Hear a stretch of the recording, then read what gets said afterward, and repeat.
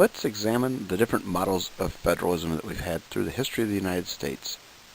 The model of dual federalism basically ran from the beginning of the country until the election of 1932 following the Great Depression, or right in the midst of the Great Depression to be better stated.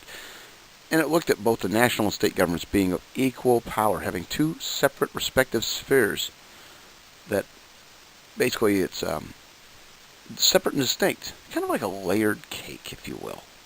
A layered cake model is really kind of neat because you have layers that never go through, but occasionally they overlap. This is based on the idea of the compact theory. It claims that the nation was formed through a compact agreed upon by all the states, and that the national government is consequently a creation of the states.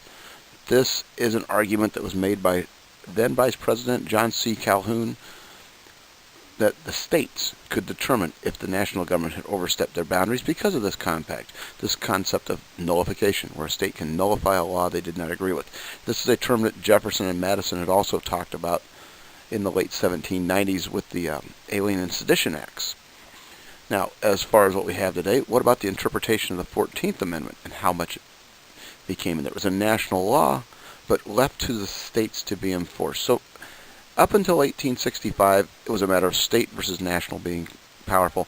After 1865 to 1932, it's a matter of the states doing the federal job, but the federal government did not want this to be actually enforced unless the states did it, and they took a different event.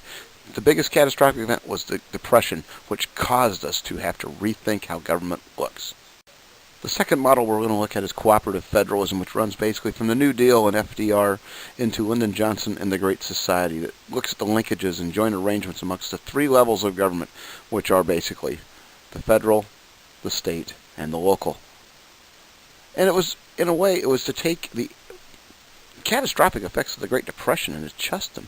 It moves it to the federal government taking more of a burden on, as opposed to the states and private charities. And what we get out of this is the Social Security Act, the Tennessee Valley Authority, the Federal Deposit Insurance Corporation, the Securities and Exchange Commission, a much greater role of the federal government.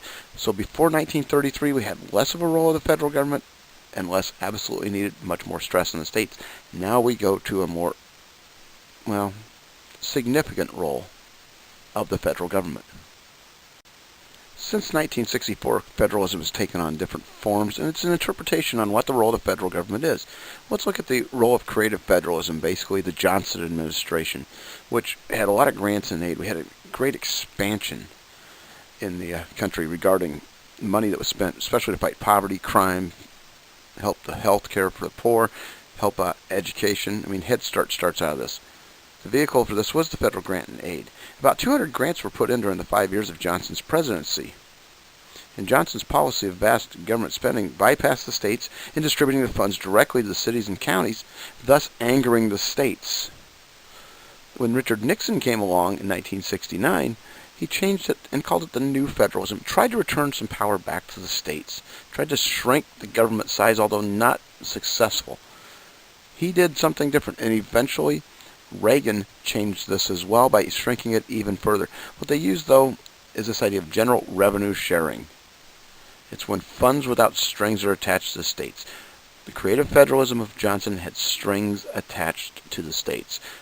What states want is more money, less strings. It's pretty much a given. Most of us would agree on that. The Reagan Revolution was another thing that really focused on devolving. In fact, Ronald Reagan, in his inaugural address, said that the problem with the government itself is the size of the government. With that being said, the Clinton administration took over in 1992, and they changed a few things, but the Republican majority that came into the House, led by Newt Gingrich, looked at the size of the government, the contract with America, and said we need to devolve powers back to the state. The federal government has gotten too large. And with the role of the National Governors Association and having President Clinton at the time being a former governor, they were able to successfully work on what should be sent back to the states and what should be left to the federal government. The question, though, is here. Who can provide services the most efficiently? And look at the impact of the USA Patriot Act since 2001. Local police have been forced to do the federal government's job. The raid at Postville, Iowa, saw a lot of local county sheriffs, state highway patrolmen doing the jobs that the INS and immigration and homeland security are supposed to do. At what point should we devolve to the point where the states have all the power and the federal government has none? It's a matter of centralization versus decentralization, and that's the main argument of federalism. Who controls what, when, and how? Is it the national or the states? And bottom line, if the national does it have strings? If the states give to the locals, does it have strings? How much should be devolved?